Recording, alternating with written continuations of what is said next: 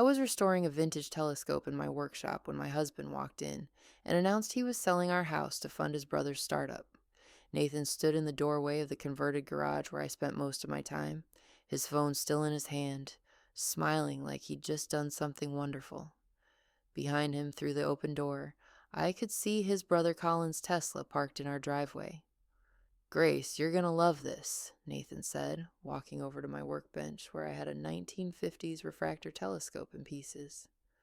"Colin's finally got the funding lined up for his app. We're gonna be part of something huge." I set down the lens I was carefully cleaning. "What are you talking about?" "The house. I'm putting it up as collateral for Colin's business loan. Well, technically, we're taking out a second mortgage, but it's basically the same thing. $250,000. Colin needs it by next week." I stared at him. We'd been married for 8 years.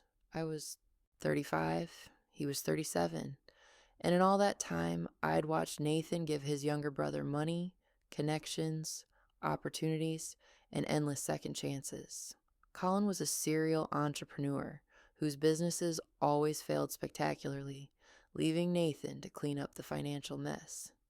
"You're taking out a $250,000 loan against our house without asking me?" "I'm not asking, I'm telling you. It's already done. Well, almost done. I need you to sign the papers tomorrow."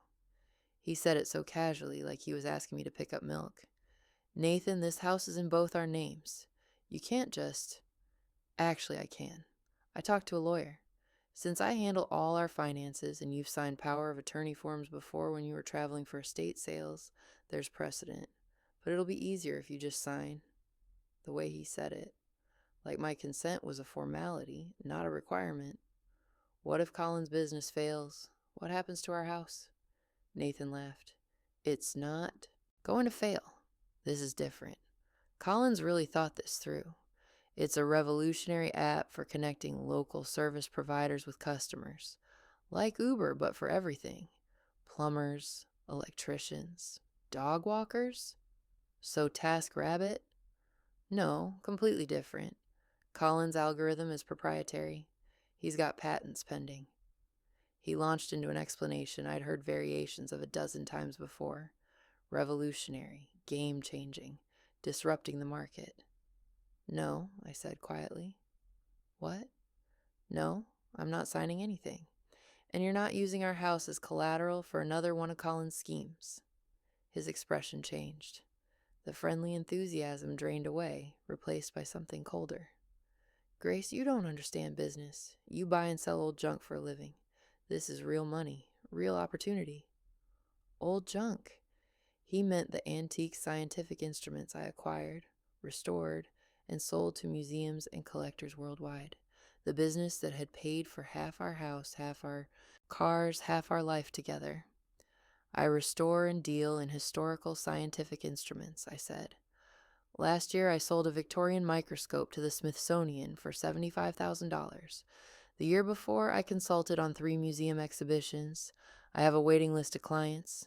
"Right, and how often does that happen? You spend months on these projects for what? A few thousand here and there? Colin's app could make millions in the first year." "So could his last app. And the one before that. How much have you given him total, Nathan? 50,000? 100? "That's different. Those were loans. This is an investment. I'll get equity in the company, 10%. "You've said that before." He stepped closer, and I saw something in his eyes I didn't like. Desperation, maybe, or determination. "I'm doing this with or without your signature. It'll just be easier with it. Think about our future, Grace. Think about what this could mean. We could be set for life."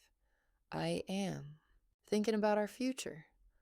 I'm thinking about losing our home because your brother can't manage money. He's family. You're supposed to support family. I'm your family too. Or doesn't that matter?" Nathan's phone buzzed. He glanced at it. "Colin's waiting outside. We're going to meet with the loan officer in an hour. Are you coming?" "To sign away our house? No." "Fine. Be stubborn. But this is happening, Grace, one way or another." He walked out, and I heard him talking to Colin in the driveway, their voices confident and excited, planning their future with my security as collateral. I sat alone in my workshop, surrounded by telescopes and microscopes and sextants, instruments built to see clearly, to measure precisely, to navigate by the stars, tools made by people who valued accuracy and truth. And I realized I'd been navigating my marriage without any instruments at all, just blind faith that Nathan saw me as an equal partner. I pulled out my phone and called the one person who'd understand, my best friend Rachel, who was a real estate attorney. Rachel, I need legal advice and I need it fast. What's wrong? Nathan's trying to take out a loan against our house without my consent. He thinks he can do it because I signed some power of attorney forms years ago when I was traveling for work. He absolutely cannot. That's not how property law works in this state. Both spouses have to consent to loans secured by a primary residence, regardless of power of attorney. If he tries to forge your signature or claim authority he doesn't have, that's fraud. He's meeting with a loan officer in an hour. Then we need to move faster. I'm going to send you something right now. You need to file it with the county recorder's office immediately. Like, drop everything and go. 20 minutes later, I was at the county office filing a document Rachel had prepared, a formal notice of non-consent to any loans or encumbrances against our property. It meant that no one could use our house as collateral without my explicit notarized approval. The clerk stamped it and entered it into the system. This is effective immediately, she told me. Any loan officer who runs a title search will see this flag. I drove home and waited. Nathan came back 3 hours later, angry in a way I'd rarely seen. "What did you do?" he demanded, slamming the door hard enough that a photograph fell off the wall. "The loan officer said there's a block on the property, that you filed something that prevents any encumbrance without your notarized consent. A notice of non-consent. It means you can't use our house without my permission. You had no right. I have every right. It's my house too. My name is on the deed. You're sabotaging our future. Colin's investors are pulling out if we can't show matching capital. You just cost us millions. I cost us nothing. You and Colin did this to yourselves by building a business plan that required money you didn't have and property you don't solely own." Nathan paced the living room, running his hands through his hair. "You don't understand. I already promised Colin. He's counting on me. Our parents are counting on me. Everyone knows I said I'd make this happen. Then you shouldn't have promised something that wasn't yours to give." He stopped pacing and looked at me with an expression I'd never seen before. Pure calculation. "What would it take?" "What?" "To get you to sign. What do you want? A new car? A vacation? What's your price?" I felt something inside me go very cold. "You think you can bribe me to risk our home? I'm trying to find a compromise. You clearly don't understand what's at stake here, so I'm asking what would make you feel better about this? New workshop equipment? That antique astrolabe you've been eyeing? What?" "Nathan, there is no compromise. I'm not using our house as collateral for your brother's business, ever." "Then you're choosing to destroy my relationship with my family. You're choosing to make me look like a failure in front of everyone who matters." "No. You're choosing to prioritize Colin over our marriage, over our security, over me." He was silent for a long moment. Then he said, very quietly, "Maybe I made a mistake marrying someone who thinks so small." The words hung in the air between us like smoke. "Maybe you did," I said finally. He left. I heard his car start, heard him drive away. I sat in our living room, the house I'd helped buy, helped furnish, helped turn into a home, and tried to understand when my husband had started seeing me as an obstacle instead of a partner. My phone rang. It was my mother. "Grace, honey, Nathan's mother just called me. She's very upset. She says you're refusing to support Nathan's family in their time of need." Of course, Margaret Ashford, spreading the narrative before I could even process what had happened. "Mom, Nathan tried to take out a loan against our house without telling me. to give money to Colin for another business venture. Well, Colin is family, dear, and from what Margaret says, this could be very lucrative. Something about an app that could revolutionize the service industry. Colin's last 3 businesses failed. Nathan's given him over $60,000 that we've never seen again. That's what family does. They support each other. Your father loaned money to Uncle Jerry when he needed it. And Uncle Jerry paid him back within 6 months, as agreed. Colin has never paid Nathan back anything. My mother sighed. Grace, marriage is about compromise. Sometimes you have to trust your husband's judgment. Nathan is very successful in his career. He understands these things.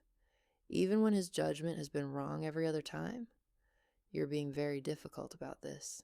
Margaret says Nathan is just trying to help his brother succeed, and you're standing in the way because you're worried about money.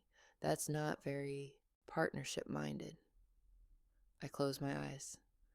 My mother had always been like this, deferring to men, to authority, to anyone who seemed confident.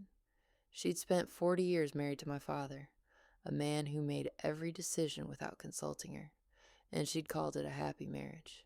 She'd never worked outside the home, never had her own money, never questioned his choices. I have to go, Mom. Just think about what I said. A good wife supports her husband. That's what makes a marriage work. After she hung up, I sat in the silence and felt the full weight of it. Nathan's family would paint me as difficult, selfish, unsupportive. My own mother was already taking their side, and Nathan would use this as evidence that I didn't believe in him, didn't trust him, didn't value family. But I knew something they didn't know, something I'd discovered 3 weeks ago while looking for our tax returns in Nathan's home office. I'd found a folder. Inside were loan applications and financial documents. Nathan had already tried to take out loans against our house twice before. Both times rejected because his credit wasn't as good as he'd claimed, and both times without telling me. He'd also opened 3 credit cards and joint accounts, maxing them out for Colin's previous ventures. $45,000 in debt I'd known nothing about. He'd been making minimum payments, which explained why I'd noticed our checking account was always lower than I expected, and there was an email chain with Colin discussing getting Grace to sign and working around her objections. They'd been planning this for months. One email from Colin said, "Maybe if you take her to that antique show she likes, butter her up a bit, she'll be more agreeable." Nathan's response, "She's stubborn about money stuff, but I'll handle it." I'd photographed everything and sent it to Rachel, who'd helped me open a separate bank account and move half our savings into it. My legal right, she'd assured. Me. Who'd advised me on protecting my assets? Who'd prepared divorce papers just in case? Because I learned something about antique instruments over the years. You can restore something damaged, repair something broken, but you can't fix something that's fundamentally flawed in its construction. My marriage, I was realizing, had been flawed from the start. I just hadn't had the right lens to see it. Nathan came home late that night. I heard him talking on the phone in the driveway, to Colin probably, or his mother. When he finally came inside, he looked exhausted. "We need to talk," he said. "Okay. I've been thinking. Maybe we can find another way to help Colin. Maybe there's something in your business, inventory you could sell, contacts who might invest."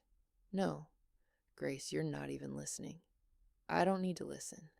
The answer's no. My business, my inventory, my contacts are not available for Colin's ventures." This is exactly what I'm talking about. You're so selfish. Everything is mine, mine, mine. What about us? What about our family? What about me? I stood up facing him. What about my business that you call old junk? What about my opinion on major financial decisions? What about my right to say no? I never said you didn't have a right. You told me you were doing this with or without my signature. You said it was already done. You tried to pressure me, manipulate me, and when that didn't work, you sent your mother after me, and mine. He had the grace to look uncomfortable. I was frustrated. I didn't mean... Yes, you did. You meant every word. You think my work doesn't matter. You think my opinion is an inconvenience. You think I should just trust you and sign whatever you put in front of me? That's not fair, isn't it? I pulled out my phone and opened the photos I'd taken. Is this fair? 3 credit cards I didn't know about, $45,000 in debt, 2 previous loan attempts I knew nothing about, emails with Colin about manipulating me into signing. His face went pale. You went through my office. It's our office in our house that you tried to use as collateral without telling me. Grace, I want a divorce. The words came out calmly, clearly. I'd been thinking them for 3 weeks, and now I'd finally said them. Nathan stared at me. You can't be serious. I'm completely serious. I've already consulted with a lawyer. I've documented all the joint debt you opened without my knowledge. I've protected my business assets, and I've filed for legal separation. Because I tried to help my brother? You're ending our marriage over that? I'm ending our marriage because you lied to me, hid debt from me, tried to risk our home without my consent, and when I said no, you called me selfish. Because you see me as someone to manage, not someone to partner with. This is insane. I love you. You love the idea of me. The supportive wife who doesn't ask questions. But that's not who I am, and it never has been. Grace, please, let's talk about this. We can go to counseling. I'll be more transparent about finances. I'll include you in decisions. Just don't do this. It's already done. My lawyer filed the papers this afternoon. You'll be served tomorrow. You're making the biggest mistake of your life. No, I said quietly. I made that 8 years ago when I married you. This is me correcting it. He stood there for a long moment, his face cycling through emotions. Shock, anger, desperation, and finally something that looked like wounded pride. I'm staying at Colin's. We'll talk when you've calmed down and thought about this rationally. There's nothing to talk about. The papers are filed. My lawyer will be in touch. After he left, I sat in the quiet house and waited to feel something. Regret, maybe. Sadness. Fear. But all I felt was relief. The next few days were a blur. Nathan's mother called me 17 times. I didn't answer. She left voicemails ranging from pleading to angry to accusatory. You're tearing this family apart. Nathan has always been so good to you. How can you be so cruel? Colin sent me an email with the subject line, You're destroying dreams. I deleted it without reading. My own mother called again. Grace, people are talking. Can't you just apologize and work this out? Divorce is so ugly. He opened secret credit cards and tried to mortgage our house without telling me, Mom. Men make mistakes. That's no reason to throw away a marriage. It's not a mistake when it's a pattern. It's who he is. You're being very stubborn about this. Your father thinks. I don't care what Dad thinks. This is my life, my marriage, my decision. She hung up on me. Rachel came over that evening with wine and Thai food. How are you holding up? I'm okay. Better than I expected. That's the adrenaline. The hard part comes later. She poured us both wine.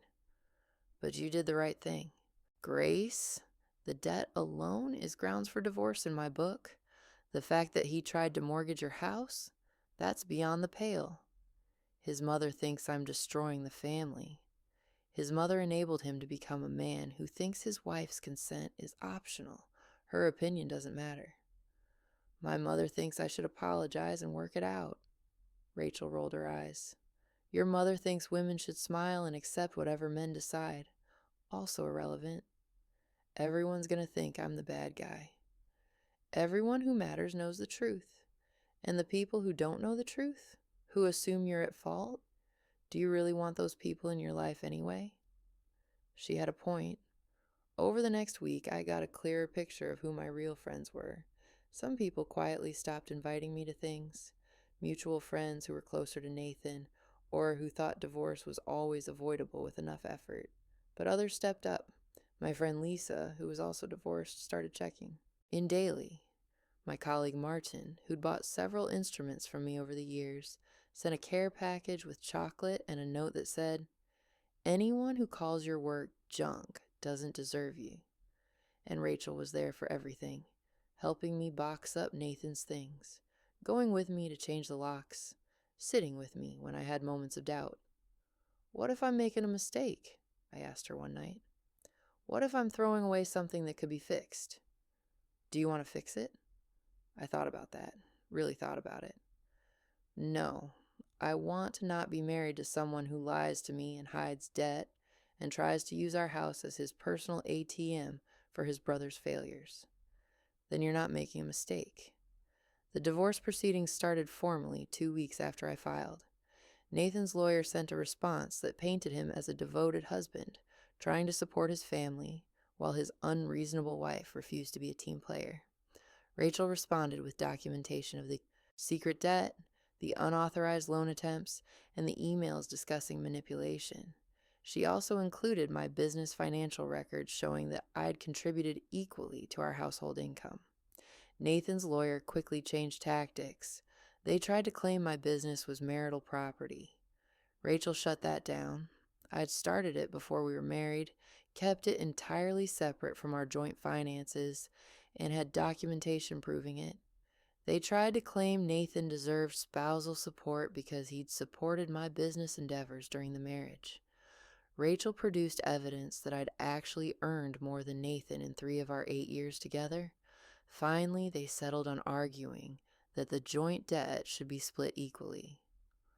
Absolutely not, Rachel said during our first mediation session. He opened those accounts without her knowledge, used them for his brother's failed businesses. She has documentation proving she was unaware of their existence until recently. Nathan's lawyer, a sharp-faced woman named Diane Porter, leaned forward. My client disputes that Mrs. Ashford was unaware of the accounts. She had access to all joint financial information. Having theoretical access and being informed are not the same thing, Rachel countered.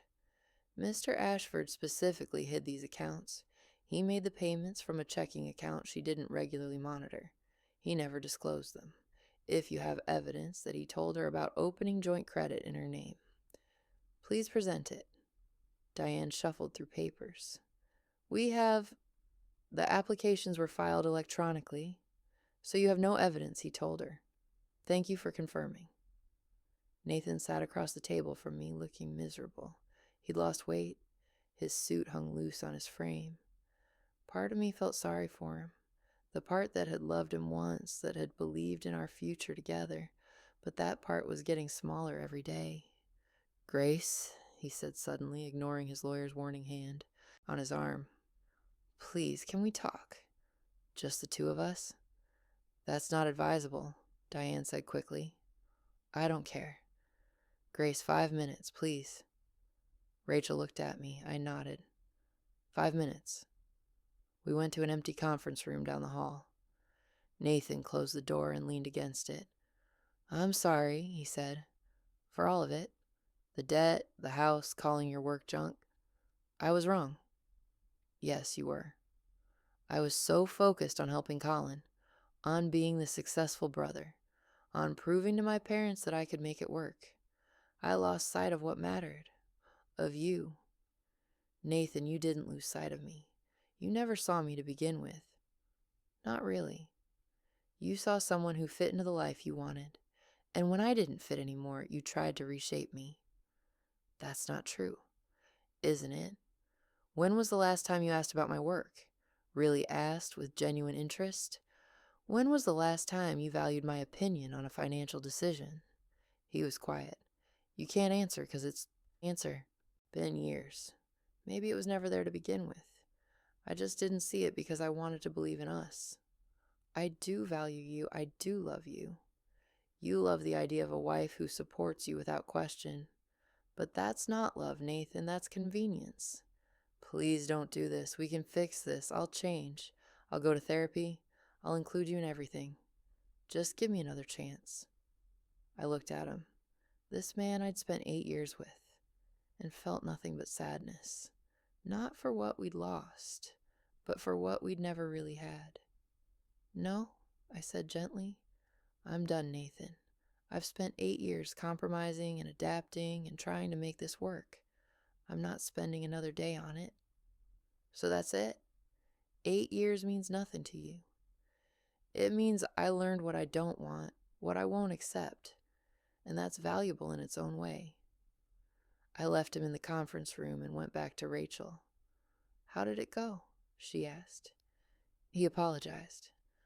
Asked for another chance. And I said, no? She squeezed my hand. Good. You deserve better than someone who only appreciates you when you're leaving.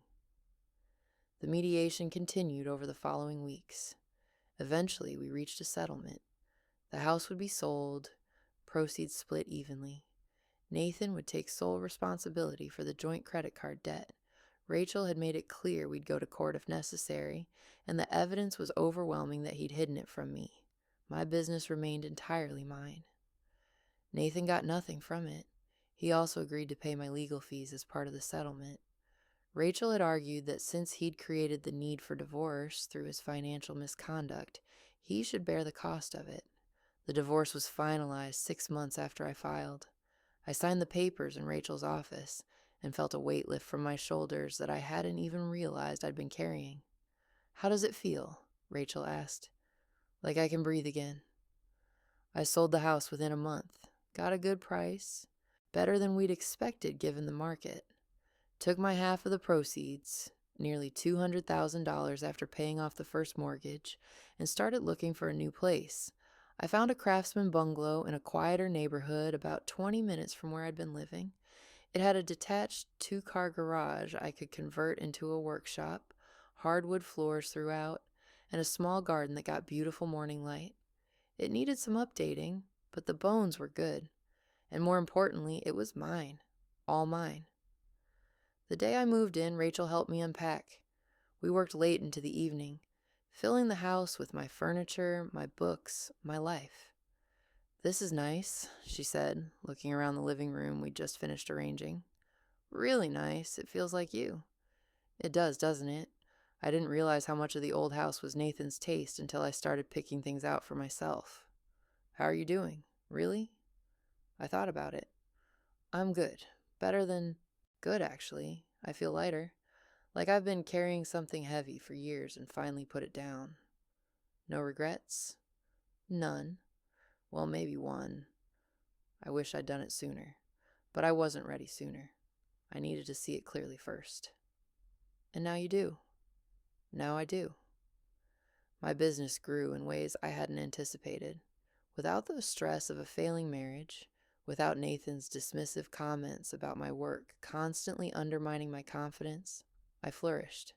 I took on bigger projects, I raised my prices, I hired an assistant, a recent graduate named Maya Chen, who had a degree in conservation and a passion for historical instruments.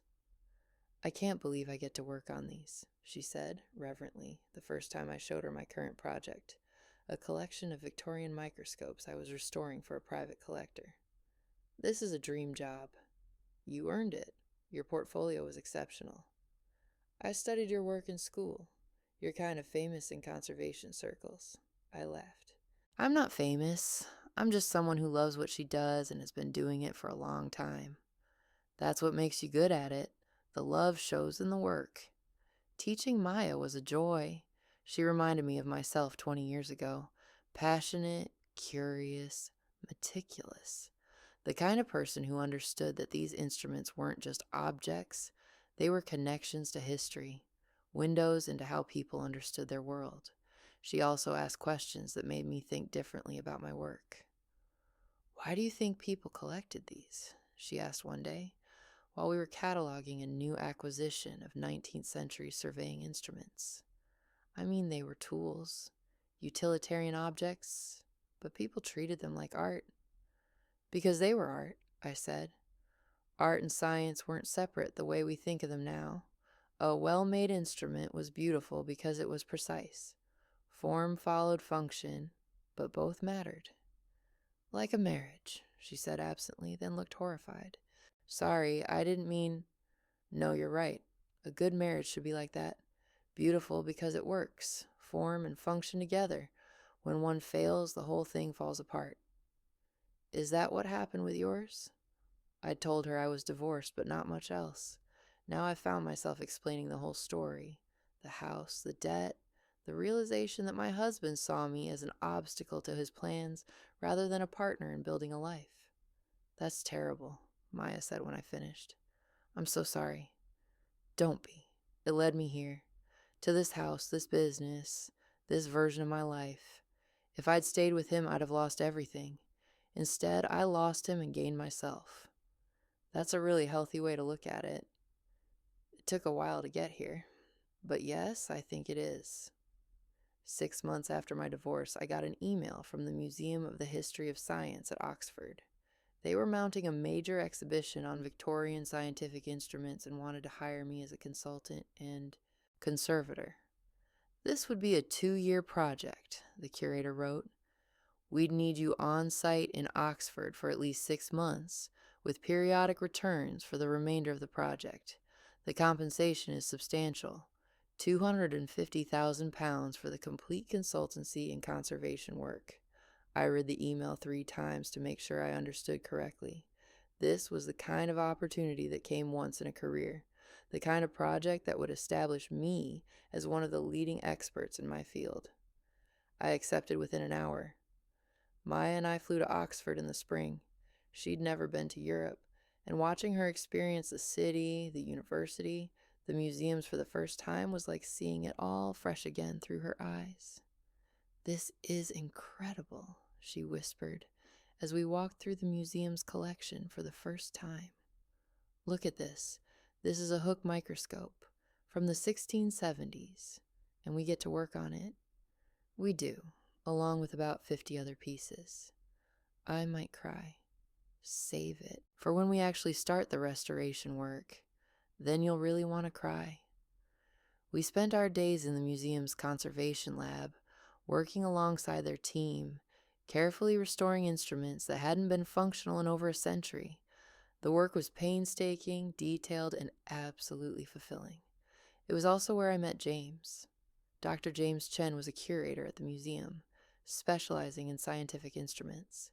He was 41 with graying hair and glasses that made him look distinguished rather than nerdy, and the kind of quiet intensity that came from deep expertise. He'd stop by the lab several times a week to check on our progress, and we'd end up talking for hours about lenses and mirrors and the evolution of scientific measurement. You have such a gift for this, he said one afternoon, watching me work on a particularly delicate microscope mechanism from the 1850s. The way you understand how these were originally built, how to honor the maker's intentions while making them functional again. It's really remarkable. Thank you. I love this work.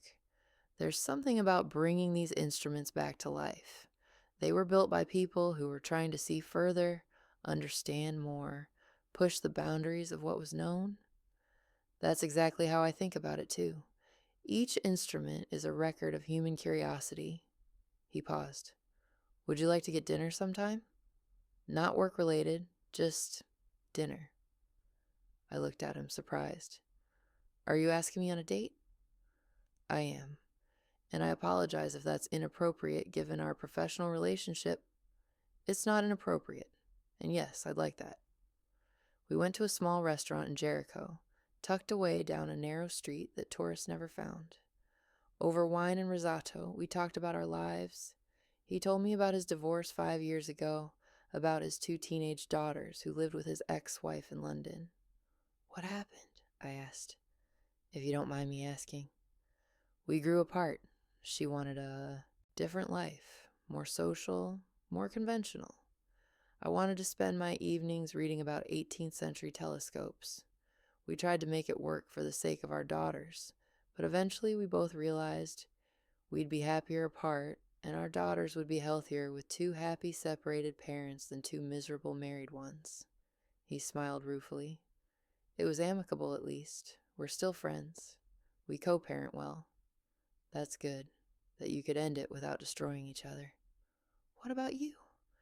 I noticed you're not wearing a ring, but Maya mentioned you'd been married. I told him about Nathan, about Colin, about the house and the debt and the realization that I'd married someone who saw me as an accessory to his life rather than a partner in building a shared one. James listened without interrupting. When I finished, he said, "That must have been incredibly difficult. Not just the divorce itself, but realizing that someone you trusted had been lying to you for so long." It was, but it was also clarifying.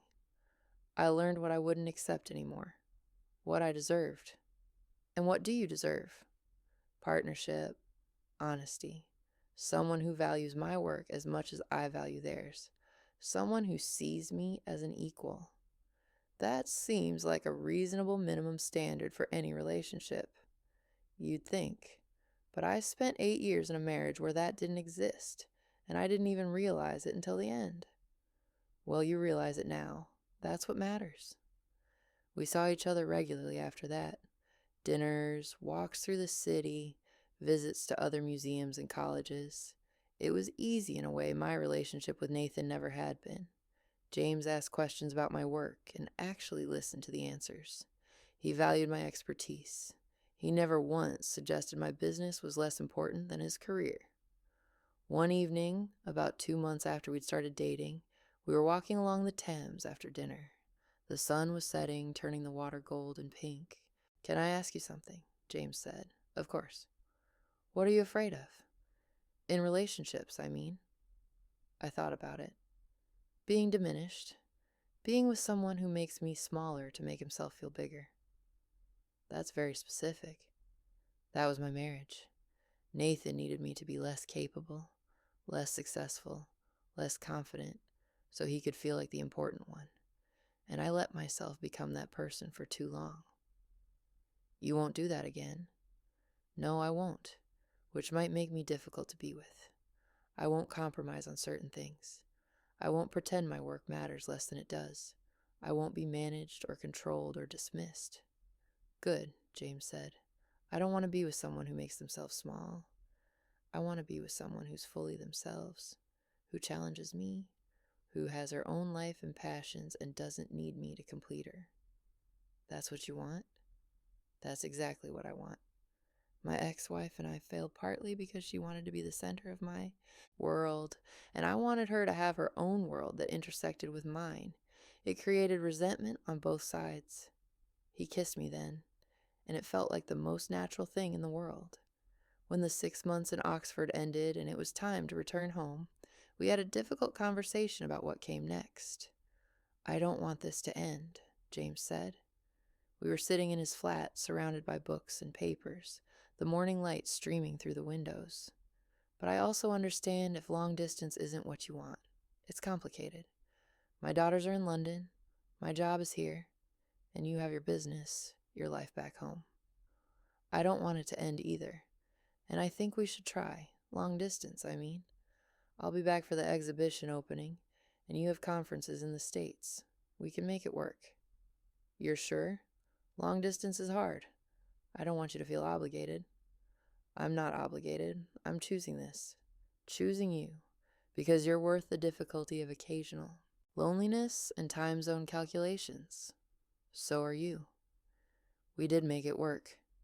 Video calls every other day, sometimes more. Long emails about our respective projects. Visits every few months. Sometimes he'd come to the States. Sometimes I'd go back to Oxford. We celebrated holidays together when we could, apart when we couldn't. It wasn't perfect. There were times when I missed him terribly, when I wished I could just walk over to his apartment instead of waiting weeks to see him. Times when the time difference meant we could barely talk.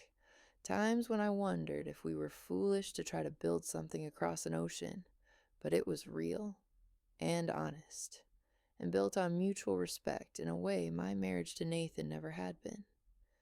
A year after we met, James got an offer from the Smithsonian, Director of Scientific Instruments, a huge promotion based in Washington, D.C., overseeing one of the most important collections in the world.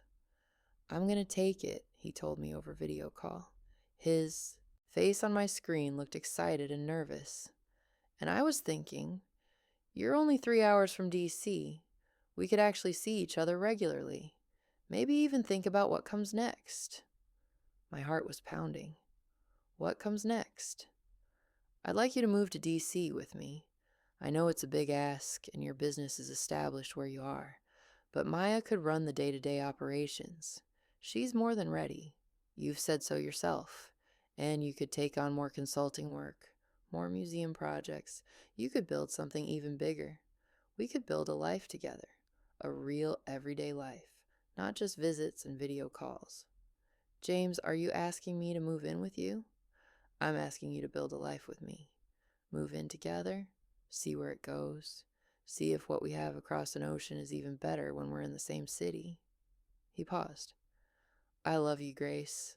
I want to wake up next to you every day, not just when we can coordinate visits and time zones. I love you too.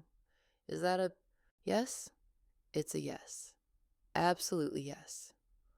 I moved to DC 6 months later, after careful planning and preparation. Found a beautiful row house in Capitol Hill with tall ceilings and original moldings, and a basement I could convert into a workshop. Maya took over the primary operations of the business. She was thrilled and more than capable, and I'd be staying on as owner and senior consultant. You built this, she said when we had the official conversation about her new role, and now you're trusting me to run it. That means everything to me. You've earned it, and I'm not disappearing. I'll still consult, still take on special projects, still be available for the complex restorations. I'll just be doing it from DC instead of here. Are you scared? Of moving? Of being with James full time instead of just visits? Terrified, I admitted, but in a good way. The kind of scared that means you're doing something that matters, something real. He's lucky to have you. We're lucky to have each other. James and I built a life together in DC. We fell into routines, cooking dinner while discussing our workdays, visiting museums on weekends, traveling to conferences together, and combining work with exploration of new cities. We hosted dinners for colleagues and friends. We created a home that felt like both of ours, not just one person's space that the other had moved into. And it was easy. Not without challenges, no relationship is, but fundamentally easy. We communicated openly about everything. We compromised when needed. We supported each other's careers without competition or resentment. His daughters, Sophie and Emma, visited regularly. At first they were polite but distant, clearly still processing their parents' divorce even though it had been years. But gradually they warmed to me, especially when they realized I wasn't trying to replace their mother or compete for their father's attention. You're different from Dad's other girlfriends. Emma told me one weekend when she was visiting. She was 15, sharp and observant. You have your own stuff going on. You're not just interested in him. Your father is interesting, I said. But yes, I have my own work, my own passions. That's important to me. Mom always said that's why they split up. She wanted to be more of a team, and Dad wanted to be individuals who happened to live together. There's no right or wrong way. Different people need different things. Your parents weren't compatible in that way, but that doesn't mean either approach is bad. Which one are you and Dad? Somewhere in between, I think. We're individuals with our own work and interests, but we share a lot too. We support each other. We make decisions together. We're building something together while also being ourselves. That sounds nice. It is. It really is. 2 years after we met, James proposed. Not at a restaurant or on a vacation, but in the Smithsonian's instrument collection, where he worked, standing in front of a 17th century telescope that I had just finished restoring for them. Grace, these instruments were built to help people see clearly, to navigate accurately, to understand the universe better. He got down on one knee, and I saw several of his colleagues peeking around corners, clearly in on the plan. You've taught me to see clearly, too, to understand what matters, to navigate toward the life I actually want instead of the life I thought I should want. Will you marry me? I said yes, with tears streaming down my face. We got married in a small ceremony at the museum, surrounded by scientific instruments and the people we loved. Maya flew in and served as my maid of honor. Rachel came and made a toast that had everyone laughing and crying. James's daughters were there, Sophie, who was 19 now, and Emma, who was 17, both of them seeming genuinely happy for us. My mother came, though I could tell she was uncomfortable with the whole thing. A museum seems like an odd choice for a wedding, she commented, looking around at the display cases full of telescopes and microscopes and astrolabes. It's perfect for us, I said simply. Well, I suppose, though I still think you gave up on Nathan too easily. Margaret told me he's doing very well now. Promoted at his firm. Good for him. He's engaged to a lawyer. Very accomplished woman. Margaret says she's much more supportive than you were. Rachel, overhearing this exchange, stepped in smoothly. Mrs. Morrison, did you know Grace just signed a contract to consult on the British Museum's new scientific instruments wing? £250,000 contract. Quite an achievement for someone who works with old junk, as her ex-husband used to say. My mother blinked. Oh, that's very nice. And James's daughters are lovely, aren't they? So mature and welcoming. They seem genuinely happy that their father found someone who shares his passions and respects his work. Yes, they're very polite. Rachel smiled pleasantly. Grace, I think they're about to cut the cake. Shall we?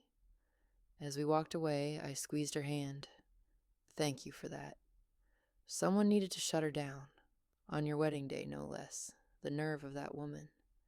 She'll never see it.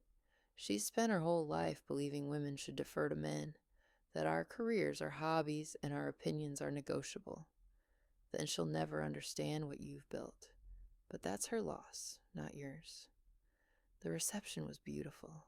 Simple, elegant, filled with people who genuinely cared about us. James's toast made me cry. He talked about how I'd taught him that love could be both passionate and peaceful. That partnership meant celebrating each other's successes rather than competing. Maya's speech made everyone laugh with stories about our work together, and when we had our first dance, I looked around at the life I'd built. The career, the friends, the partner who actually deserved the title, and felt overwhelmed with gratitude. This was what I'd fought for. This was what saying no to Nathan had made possible. 3 years into my marriage with James, I got a LinkedIn message from Nathan. Hi, Grace. I know it's been a long time. I wanted to reach out and apologize for how things ended between us. I've been doing a lot of therapy and reflection, and I've realized I treated you unfairly. You deserved better than how I acted. I hope you're doing well and that you found happiness. I'm getting married next month to someone who's helped me understand what real partnership looks like. I'm not asking for anything. Just wanted you to know I'm sorry and that I wish you well. Nathan. I stared at the message for a long time. Part of me wanted to respond, to acknowledge the apology and perhaps offer some closure. Part of me wanted to tell him exactly how much damage he'd done, how long it had taken me to trust again, to believe that I deserved an equal partnership.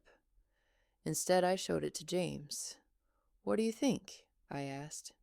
I think that's something only you can decide. Do you need closure from him? No. I got my closure when the divorce was finalized. This is about him needing to feel better about himself, not about me actually getting anything from it. Then you have your answer. I closed the message without responding. Didn't delete it, but didn't answer it either. Just left it there, acknowledged internally, but not engaged with. Because the truth was, Nathan was irrelevant to my life now. He'd been a chapter I'd closed years ago.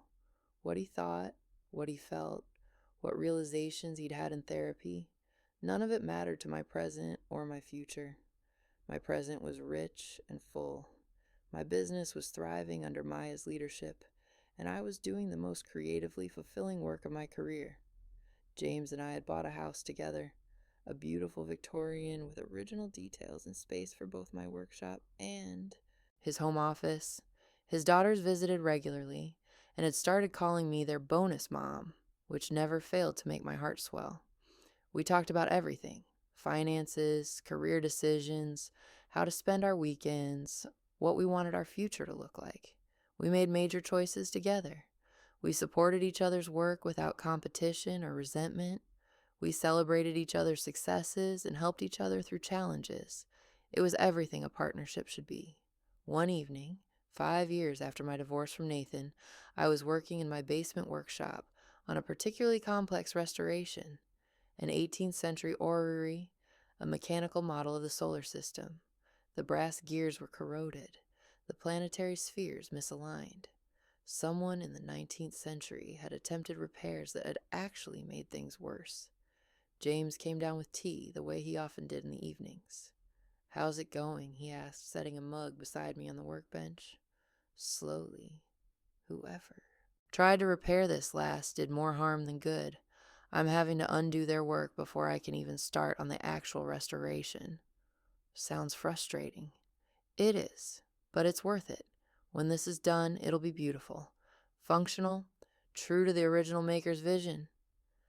James sat on the stool beside my workbench, watching me work. "Can I tell you something?"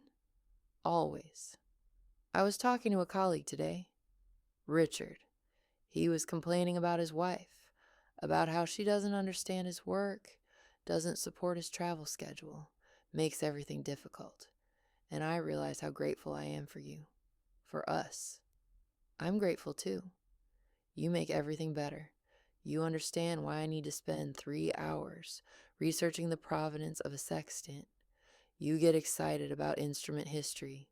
You have your own work that you're passionate about, so you don't resent mine. You're my partner in the truest sense of the word. You do the same for me. You've never once suggested my work is less important than yours. You've never made me feel like I should compromise my career for our relationship. You celebrate my successes. Why would I? Your work is brilliant. You're brilliant. I'm just lucky you chose to build a life with me." I set down my tools and kissed him. We chose each other. That's the difference. With Nathan, I was chosen. He decided I fit into the life he wanted, and when I didn't fit anymore, he tried to reshape me or replace me. With you, we choose each other, every day, in ways both big and small. That's what partnership actually means. Yes, exactly. Later that night, after James had gone to bed, I stayed in my workshop and thought about the journey that had brought me here. From a marriage where I'd been dismissed and controlled and nearly financially ruined, to a divorce that had been painful but necessary, to rebuilding my life entirely on my own terms, to finding someone who actually deserved to share that life. It hadn't been easy. There had been moments when I doubted myself, when I'd wondered if I was being too stubborn, too unforgiving, too unwilling to compromise, when my mother's voice echoed in my head saying that good wives support their husbands, that marriage is about sacrifice. But I'd trusted my instruments, my judgment, my sense of what I deserved, and I'd navigated my way to something real, something true, something built on solid foundations rather than false promises. I finished adjusting the orrery's planetary mechanism and watched the spheres align in their proper orbits, everything in its right place, moving as it was designed to move, beautiful because it was accurate, functional because it was honest. That's what my life felt like now. 6 years after my divorce, I received an invitation in the mail. It was from Colin, Nathan's brother. He was getting married and apparently wanted me to attend. I stared at it in disbelief. "Is this a joke?" I asked James, showing him the heavy cardstock with its elegant calligraphy. "Apparently not, though it's certainly audacious. Why would he think I'd want to go to his wedding? After everything that happened? Maybe he's trying to make amends, or maybe he's just clueless about social norms." I RSVP'd no without including a personal note. 2 days later, Colin called my business number. Maya answered and told him I wasn't available. He called 3 more times over the next week before I finally picked up. "Grace, thank you for taking my call." "Colin, why are you inviting me to your wedding?" "Because I want to apologize. For my part in what happened with you and Nathan. I pushed him to make bad decisions. I took advantage of his willingness to help me. His need to help me, really. And I never considered how it was affecting you or your marriage." "You're right, you didn't." I'm different now. I've been in therapy for 3 years. I've started a legitimate business. No apps, no get-rich-quick schemes, just a consulting firm that's actually profitable and sustainable. I'm marrying someone who holds me accountable and doesn't enable my worst impulses, and I wanted to make amends with the people I hurt. Colin, I appreciate the apology, but I'm not coming to your wedding. We're not friends. We're not family anymore. We're people who shared a difficult past, and I'm content to leave it in the past. I understand, but I wanted you to know something else. Nathan really did love you, in his way. He was just too immature and self-centered to know what to do with that love. But he's doing better now, too. He's engaged, as you probably know, and his fiancée is good for him.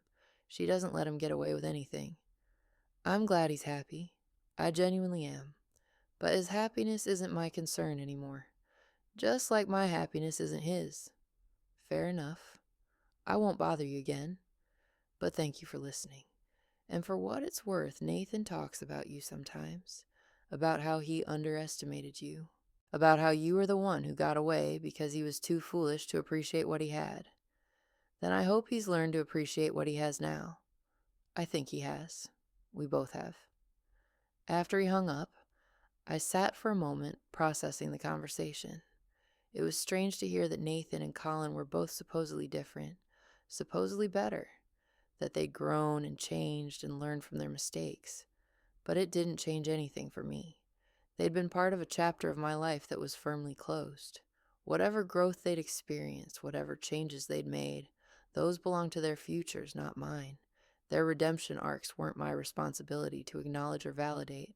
I went back to my workshop and continued working on the orrery. That evening, James's daughters came over for dinner. Sophie was now 21, in her final year at university studying art history. Emma was 19, in her second year studying conservation science because she said I'd inspired her. Grace, can I ask your advice about something? Sophie said over dessert. Of course. My boyfriend Tyler wants me to skip a summer internship at the Tate, to travel with him to Southeast Asia. He says if I really cared about him, I'd make time for the relationship and stop prioritizing my career over him. I exchanged a glance with James, who was clearly trying not to immediately voice his opinion. What do you want to do? I asked. I want the internship. It's at the Tate, working in their conservation department. It's an incredible opportunity that could lead to a job after graduation. But Tyler says I'm choosing my career over him, and that if I loved him, I'd compromise. Then Tyler doesn't understand how partnerships work, I said carefully. If he valued you and your future, he'd be encouraging you to take the internship, not guilting you for wanting to advance your career. But isn't compromise important in relationships? Compromise, yes, but not when it means sacrificing opportunities that matter to you for someone else's convenience. Real partners support each other's growth. They don't ask you to make yourself smaller or to give up things that are important to you. James nodded. Your bonus mother is absolutely right. If this internship matters to you, take it. If Tyler can't handle that, then he's not the right person for you, no matter how much you care about him right now. What if I regret it? What if he's the one and I lose him because of this? Then he wasn't the one, I said gently. The one doesn't make you choose between him and your dreams. The one supports your dreams and celebrates them. The one understands that your success doesn't diminish him. It enhances both of you. Sophie was quiet for a moment, turning her wine glass in her hands. You chose your dreams over your first marriage, didn't you? I chose myself over a marriage that was destroying me. My ex-husband wanted me to sacrifice my security, my business, my judgment for his brother's benefit. He wanted me to be smaller so he could feel bigger. And when I said no, he made it clear that I was the problem. I paused. So yes, I chose my dreams and my self-respect, and I'm glad I did. You don't regret it at all? Not for a second. That divorce led me here, to your dad, to this life, to becoming part of your family, which is one of the greatest gifts I've ever received. None of that would have happened if I'd stayed in a marriage that diminished me. Sophie smiled. I'm going to take the internship. Good, you absolutely should. And if Tyler breaks up with me, then you'll find someone better, someone who deserves you, Someone who understands that your ambitions and dreams are part of what makes you who you are, not obstacles to manage. After the girls left, James pulled me close on the sofa. You're really good with them. They're easy to be good with. They're smart, thoughtful young women who are going to do amazing things. Emma told me last week that you're her role model, that she wants to be like you when she's your age. Independent, successful, doing work she loves, not afraid to stand up for herself. I felt tears prick my eyes. That's the nicest thing anyone's ever said to me. It's true. You've shown them what it looks like to value yourself, to not settle, to build a life on your own terms. That's an incredible gift. I hope I'm setting a good example. You're setting a perfect example. For them, for me, for everyone who knows you. 7 years after my divorce, my business had expanded significantly. Maya ran the original location with a team of 4 conservators. I'd helped her open 2 satellite workshops, one specializing in optical instruments, another in navigational instruments. We were doing work for museums across the world, and I was widely considered one of the foremost experts in historical scientific instrument restoration. I'd also started teaching, more seriously, a semester-long course at the Smithsonian on conservation techniques, guest lectures at universities, workshops for emerging conservators. It was work I loved, passing on knowledge, training the next generation, helping young people understand that you could build a real career doing this specialized, passionate work. One of my students was a young woman named Aria Martinez, who reminded me so much of myself at that age. Passionate about the work, skilled with her hands, and completely unsure if she could actually make a living doing something so specialized. Is it sustainable? She asked me after class one day. Can you really make a living doing this, or do you need family money or a wealthy spouse? You can make a good living. It takes time to build a reputation, but if you're skilled and persistent and professional, there's work. Museums, collectors, auction houses, universities, they all need conservators. How did you get started? I told her about my early years, working for almost nothing to build a portfolio and reputation, taking on projects other people thought were impossible or not worth the effort, slowly, methodically, building a name for quality work and ethical practices.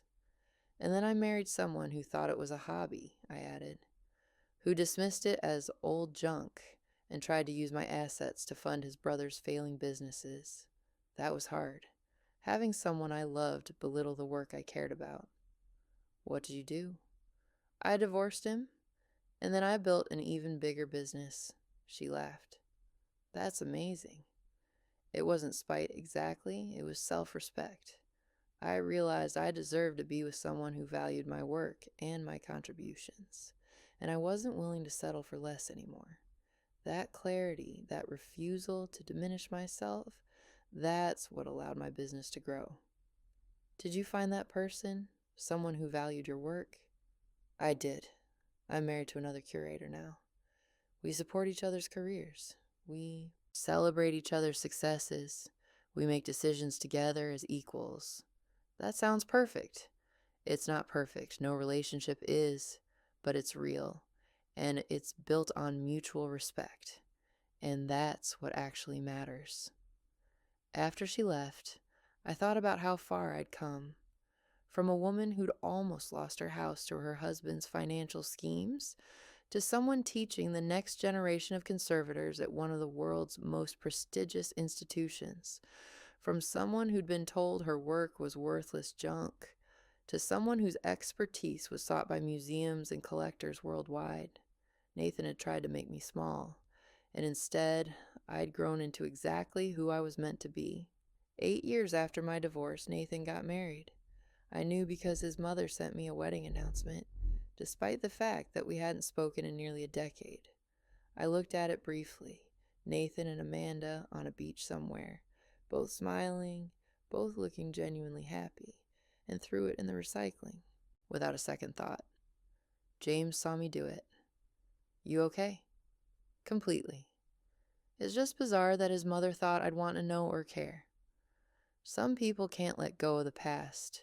They keep everyone in their orbit even when it makes no sense. Well, I've let go. He's welcome to his life and his new marriage. I hope he's learned how to be a better partner. I hope Amanda is happy. But none of it has anything to do with me anymore.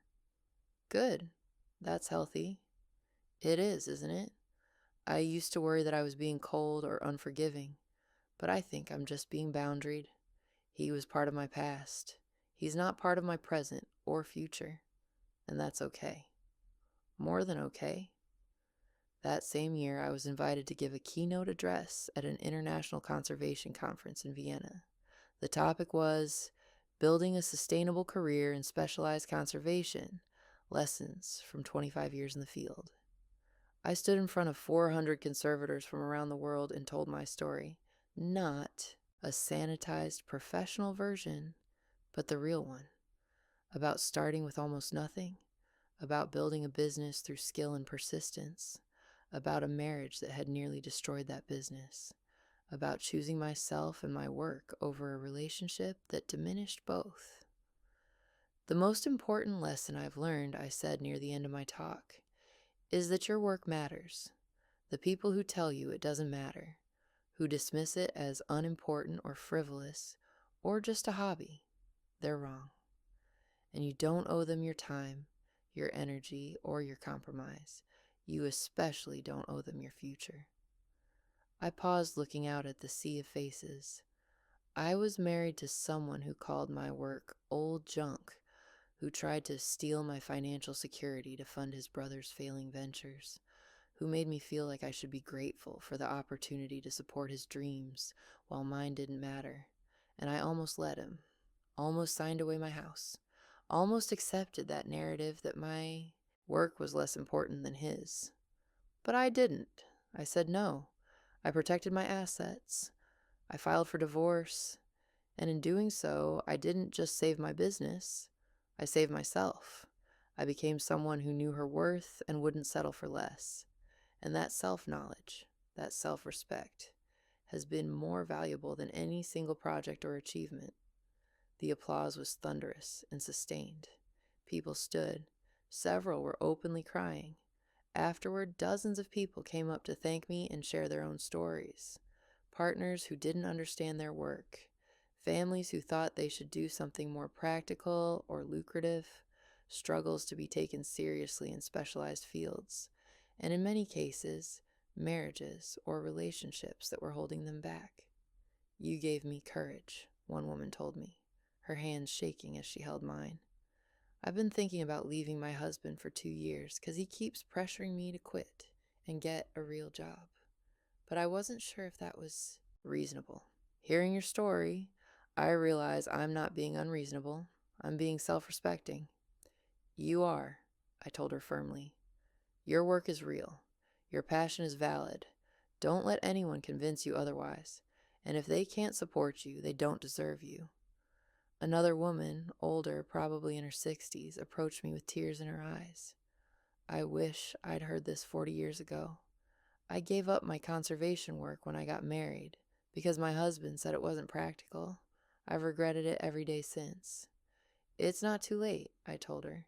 You can start again. The skills don't disappear. The passion doesn't die. If you want to come back to it, come back. You think so? I know so. Some of the best conservators I know are people who came back to it after years away. Your life experience, your maturity, your clarity about what you want, those are all advantages. She hugged me, and I felt her shake with sobs that seemed to come from decades of suppressed longing. I flew home from Vienna feeling fulfilled in a way I'd never experienced before. My work mattered. My story mattered. And I'd use my platform to help others who were struggling with similar challenges. James met me at the airport with flowers, a beautiful arrangement that I recognized as coming from a florist who specialized in historical varieties. How was it? Incredible. Exhausting, but incredible. I think I helped some people. I'm proud of you. I'm proud of me too. We drove home talking about the conference, about the connections I'd made, about potential future collaborations and projects, and I realized this was what I'd always wanted. someone to share my successes with, someone who was genuinely happy for me, not threatened or diminished by my achievements, someone who celebrated my work as enthusiastically as I celebrated his. Nathan had never given me that, but James did. Every single day. 9 years after my divorce, I got a call from a number I didn't recognize. When I answered, I heard a voice I hadn't heard in nearly a decade. "Grace, it's Nathan." I almost hung up, but curiosity, always my weakness and my strength, got the better of me. "Nathan, why are you calling?" "I wanted to talk to you, face to face if possible. I know I have no right to ask, but would you meet me for coffee? I'm in D.C. for a conference." "Why would I do that?" "Because I'm in AA. Step 9, making amends to people we've harmed. And I owe you an amends, a real one." I thought about it. Part of me wanted to say no, to keep that door firmly closed and locked. But another part was curious about what he wanted to say, about who he'd become. "Fine, one coffee, but I'm bringing my husband." "Of course, thank you, Grace, really." We met at a neutral coffee shop in Georgetown. Nathan looked different, older obviously, but also somehow more grounded, less polished, more real. His fiancée wasn't with him, and I was glad I'd brought James. "Grace, James, thank you for meeting me," Nathan said as we sat down. His hands were shaking slightly as he wrapped them around his coffee cup. "What do you want, Nathan?" I asked, not unkindly, but not warmly either. "To apologize, properly and completely. I was a terrible husband to you. I lied to you repeatedly. I hid debt from you. I tried to risk your home without your consent. I treated you like you were less important than me, like your work didn't matter, like your opinions were inconvenient obstacles to what I wanted. You deserve so much better than how I treated you." Yes, I did. I've been sober for 2 years now, in therapy for 4, and I've had to face a lot of uncomfortable truths about myself. One of the biggest is that I didn't know how to be a partner. I knew how to be the star of my own story, but I didn't know how to share a story with someone else. I didn't know how to value someone else's dreams as much as my own. What changed? Hitting bottom, realizing that Colin's app, the one I almost lost our house over, failed within 6 months, exactly like you predicted. Realizing that all my grand plans to help him were really just ways of avoiding my own inadequacies and feeling like a hero. Then getting into another relationship with Amanda and almost repeating the same patterns before she called me out hard. "Amanda's your wife now?" "Yes. We got married last year. She's a lawyer. But more importantly, she doesn't take any of my nonsense. When I tried to make a major financial decision without consulting her early in our relationship, she threatened to leave immediately. And I realized I was about to lose another good thing because I fundamentally didn't know how to respect my partner. I'm glad you figured it out. Better late than never. I don't expect you to forgive me. I genuinely don't. I just wanted you to know that I see now what I did, how much I hurt you, how I tried to control you and diminish you and steal from you. And I'm profoundly sorry for all of it."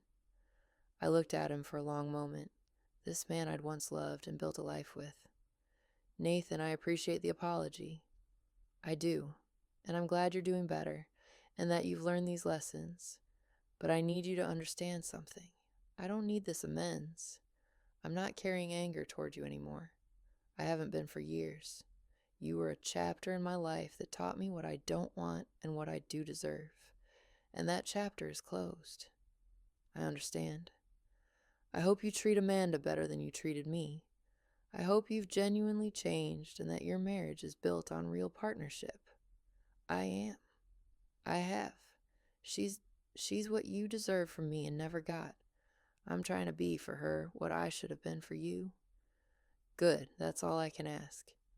He stood to leave, then paused with his hand on the back of his chair.